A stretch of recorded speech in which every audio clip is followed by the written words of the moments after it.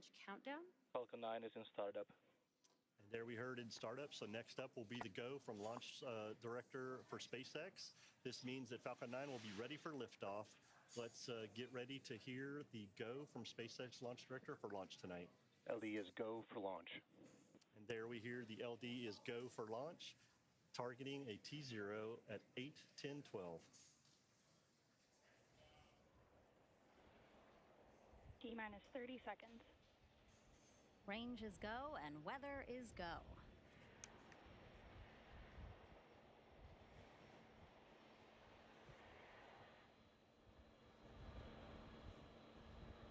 T-minus 15 seconds. 10, 9, 8, 7, 6, 5, 4, 3, 2, 1. Ignition. Liftoff of the Falcon 9. Go SpaceX, go SPHEREx, go Punch. SPHEREx and Punch on their way to map Space out propulsion is our nominal. universe like never before and revolutionize Vehicles space pitching down weather range. forecasting.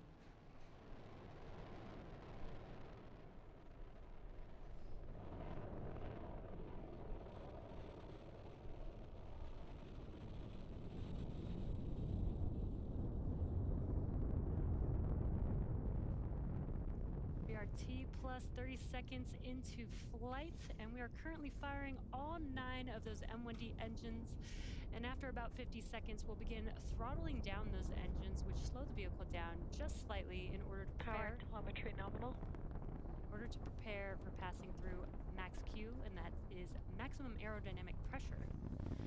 That's the largest structural load that the vehicle will see during ascent, so slowing the vehicle down Vehicle supersonic. Slowing the vehicle down will reduce some of the loads that it experiences through max Q. That's coming up here in a few seconds. Max Q. Right on time. And now we have a few events that are coming up in quick succession, so we want to lay them out for you really quick. It's going to start with main engine cutoff. That's MECO, and that's when SpaceX shuts down all of its 9 engines on its first stage, which we are getting a great view down pipe right there. Shortly after that, Stage 1 and 2 will separate from each other, and then seconds later, the first stage will flip back towards Earth, while the second stage will continue on, igniting its MVAC engine. Now that call out is second engine start 1, or SE1, and this burn will last about 6 minutes. After that, the boost back burn on the first stage to put it back on a trajectory towards landing zone 4, which again is back here at Vandenberg, just about 1,400 feet from where Falcon launched from in the first place. Wow, look at that shot. All Merlin engines firing right there, and we have such a great live shot of it.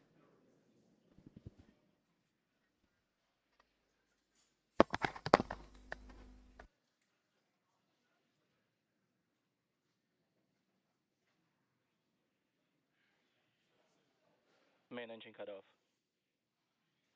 Stage separation confirmed.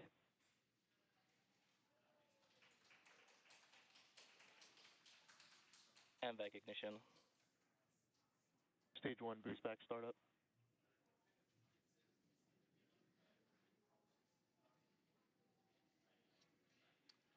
Coming up next, we will see fairing deploy, and that's when the 2 fairing halves will separate and expose SPHEREx and Punch to the atmosphere of space. SpaceX will attempt, they will actually retrieve those fairings back downrange on Go Beyond once they get back to Earth.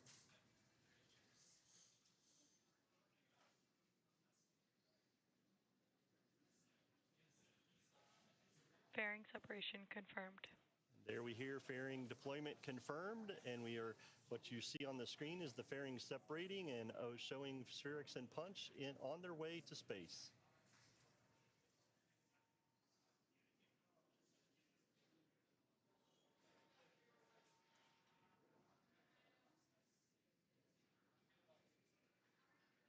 Stage 1 boost back shutdown. There you see on your screen and heard that call out that the boost back burn is concluding on the first stage vehicle. That's the first of 3 burns that it needs to make its way back down to Earth.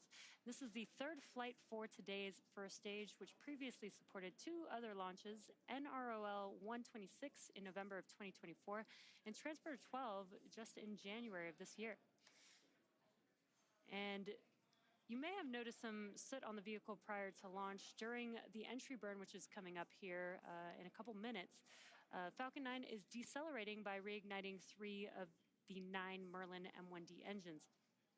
Now, this causes the vehicle to fly through Merlin's exhaust gases, or the plume, which deposits a layer of soot on the vehicle's surface. And that soot comes from the carbon-based fuel that Falcon 9 uses. With each flight, the soot builds up just a little bit more on the outside of the vehicle, giving Falcon 9 its distinctive reused look. We're just so lucky to have these great views. Again, we have a split screen here. On the left side is the first stage, and you see those grid fins. They're guiding that first stage back to a trajectory here at Vandenberg Space Force Base. And then on the the right-hand side on your screen, you have the second stage, and you see that MVAC engine is still burning there.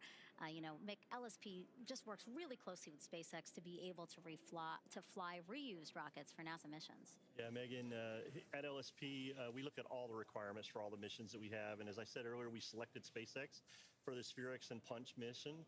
And looking at all those requirements, we ensure that even previously flown launch vehicles will meet those requirements, providing NASA with a dependable and a cost-effective ride to space for this, our first rideshare mission. Yeah, if you're just joining us, hello, we're in your bottom corner right there. I'm NASA's Megan Cruz, and with me is Mick Woltman with NASA, and also Jesse Anderson, a senior production manager at SpaceX. Now, Mick is with NASA's Launch Services Program, which is managing today's launch, so he's going to have a lot of interesting things to say to us to walk us through what we're seeing today. And of course, we have Jesse from SpaceX. Really great ride so far. We're so lucky to have you guys. And you know, LSP chose SpaceX to deliver SPHEREx and Punch to what's called a sun-synchronous orbit 650 kilometers above the Earth. And SPHEREx is going to help answer some of the biggest astrophysical questions out there. You know, like how do galaxies form and evolve, how water and other key ingredients for life came to be. And then Punch is made up of 4 satellites that will study the sun and see how it creates space weather that can significantly impact us on Earth. I mean, Mick, we're talking about issues with GPS or satellites, things like that. Yeah, it's going to Stage be 1 entry burn startup. And there we heard the call for the first stage entry burn startup, looking for entry shutdown here in just a few seconds and getting ready for landing burn in just about a minute.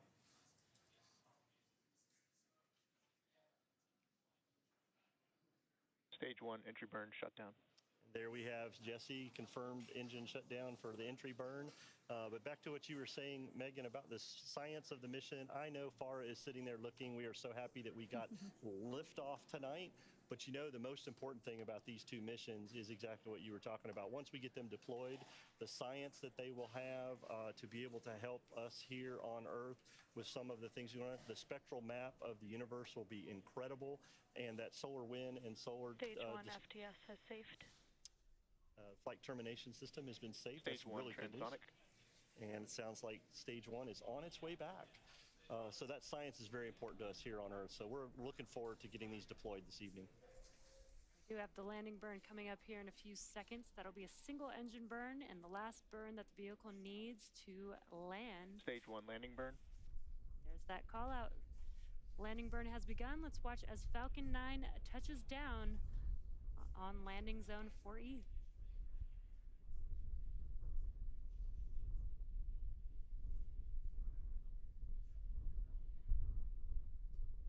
Stage 1 landing light deploy.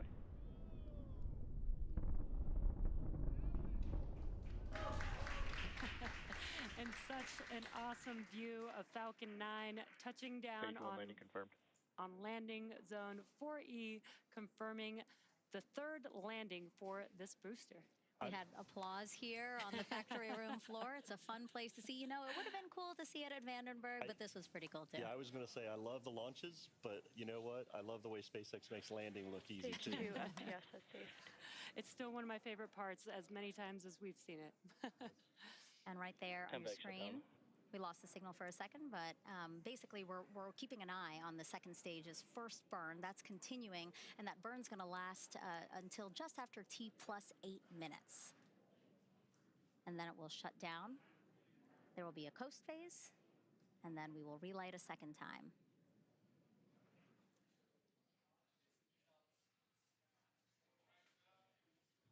All right, so again, first burn out of the way. We will see a second burn later. That's going to happen around T plus 39 minutes. We hope that you stay with us to see the deployment of both SPHEREx and Punch. But for now, we're going to send it back to Raquel and Farah, because I know Farah is probably cheering right now. Yes, absolutely. You are correct. Absolutely. If you're just joining us, I'm NASA's Raquel Villanueva, joined by Farah Alabay, bringing you live launch coverage from Vandenberg Space Force Base along the central coast of California. And just over 9 minutes ago at 8:10 p.m. Pacific time, we watched as a